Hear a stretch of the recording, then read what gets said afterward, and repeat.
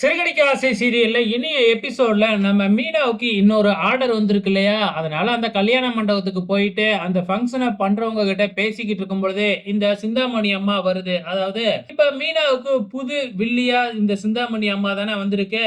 So அவங்களும் வந்து அந்த மண்டபத்துல டெக்கரேஷன் பண்றவங்களாட்டுக்கு ரெகுலரா.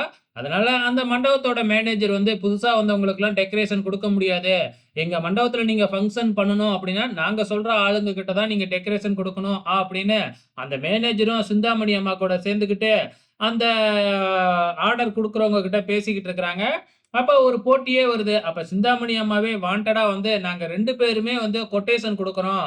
அதுல எது உங்களுக்கு பிடிக்குதோ, அவங்களுக்கு ஆர்டர் குடுங்க" அப்படின்னு சொல்லி சொல்றாங்க. உடனே மீனாவும் அந்த மண்டபத்த பார்த்துட்டு, என்னென்ன டெக்கரேஷன்லாம் வேணும்னு அவங்க கிட்ட கேட்டுட்டு, அதுக்கு ஒரு அமௌண்ட்ட போட்டு குடுக்குது. 1,20,000 ஆகும் அப்படின்னு சொல்லிட்டு, "என்னது இவ்ளோ ஆகுமா? நாங்க 80,000த்துக்குள்ள முடிக்கலாம்னு பார்த்தோமே" அப்படின்னு சொல்லிக்கிட்டு இருக்கும் பொழுது, சிந்தாமணி அம்மா ஒரு பேப்பர எடுத்துட்டு வந்து குடுக்குது.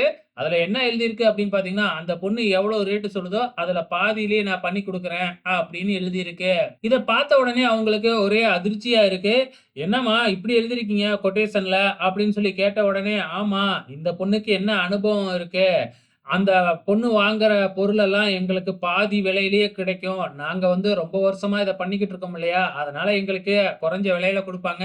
அதனால என்னால இத பண்ணி குடுக்க முடியும்." அப்படின்னு சொல்லி மீனாவுக்கு கிடைச்ச ஆர்டர அந்த அம்மா தட்டி பறிச்சுடுது. ஆனாலும் அந்த அமௌண்ட் 60,000த்துல அவங்க சொன்ன டெக்கரேஷன்லாம் பண்ணி முடிக்க முடியாது அப்படிங்கிறது அந்த அம்மாவுக்கும் தெரியும்.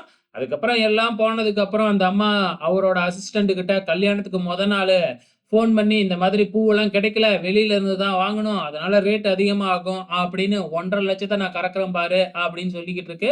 அவங்க வசமா இந்த அம்மாகிட்ட மாட்டிக்கிட்டாங்க அப்படிங்கிறது நல்லாவே தெரியும். இப்ப நாளைக்கு எல்லாருமே அந்த புது வீட்டுக்கு போவறதுக்காக ரெடி ஆகிட்டு இருக்காங்க. இங்க விஜயா தான் துள்ளி குதிச்சுக்கிட்டு இருக்கிறாங்க. புடவையெல்லாம் அள்ளி குமிச்சுக்கிட்டு இருக்கிறாங்க. எந்த புடவைய கட்டுறது? எந்தெந்த புடவைய எடுத்துக்கிட்டு போறது? அப்படின்னு சொல்லிட்டு, நம்ம ரோகிணிய இழுத்துக்கிட்டு வந்து பார்த்தீங்கன்னா, "எனக்கு புடவை எடுத்து குடு" அப்படிங்கிற ரேஞ்சுக்கு சொல்றாங்க.